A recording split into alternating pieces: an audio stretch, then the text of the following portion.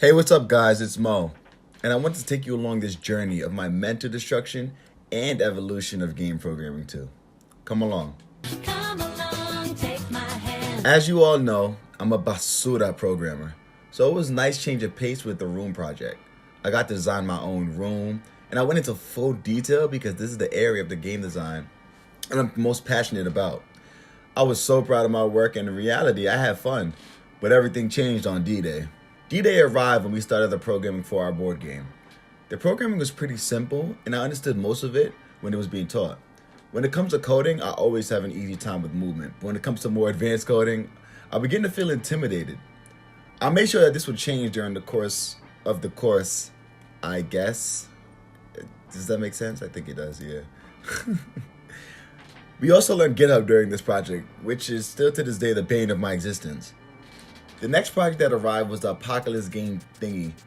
This one was actually a fun project because I collabed with some of my other friends in game design. I managed to create this weird apocalyptic world with a predator that's also a prey. The objective of the game was to finish eating your prey before you were eaten by something that's also trying to eat you, if that also makes sense. During this time, I kind of refined my knowledge and skill with the rigid bodies and manipulating them to do what I want. Whether it was adding force or destroying them, I learned a lot from this segment of code. It also helped me learn how to build landscapes, use textures to create a better feeling and looking game, and change skyboxes, which is extremely useful for future projects. Throughout this semester, I kind of had this as my prized possession, considering this was one of my first games I've actually made in a 3D workspace, not counting processing in my Giraffe game because, yeah, that's 2D. I began to feel a little bit more comfortable with Unity, but still didn't feel I was good enough yet. I still got some work to do. This next project was really fun to do, and it was animating and rigging. For the most part, this was really easy. It's like a flow of movement and logic type thing. You would want things to do after something else, but you wouldn't want it vice versa. It was really fun doing this project because it set me up for animating in the near future with understanding of animator controllers and animation rigging. Not animation rigging, okay, you get what I meant. Animations are one of the most important parts of a game, and learning the core aspect of it helped me so much. My confidence grew a little bit more, but for some reason I felt putting everything together would be the hardest battle of my life.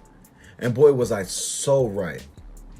My final project was finally coming, and indeed it came.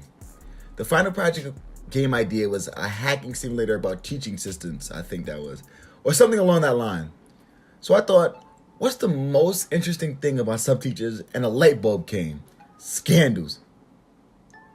No, I'm just kidding. But I created a game where your main objective is to expose teachers for the frauds and riddles they can sometimes be. Hacking their emails and sending them to parents.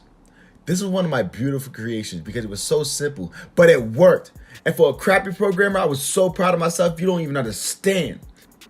I used an array of different stuff I learned from class. See what I did there? But seriously, you are able to interact with teacher's desk and a sort of mini game pops up for you to complete the hack. If you do it in time, you'll gain 1 hack stack. If you acquire 3, you'll win. This one was actually really hard for me, especially with the logic of code. I needed a lot of outsourcing help. With this game, I used an interesting mix of triggers and colliders, so when you enter an area, you can start a hacking minigame. I had to outsource with the code to be able to click images for it because originally I didn't know how to, but that's why we have the big internet. The completion of this project made me extremely happy considering the mental devastation I had to go through to get here. I'm sad to say I didn't complete my individual goals, but I think I completed something even better. I feel like I finally can handle the weight of coding and I understand exactly where I am and where I need to go. To push my knowledge even further and build that confidence as I go along, I can finally call myself a game programmer.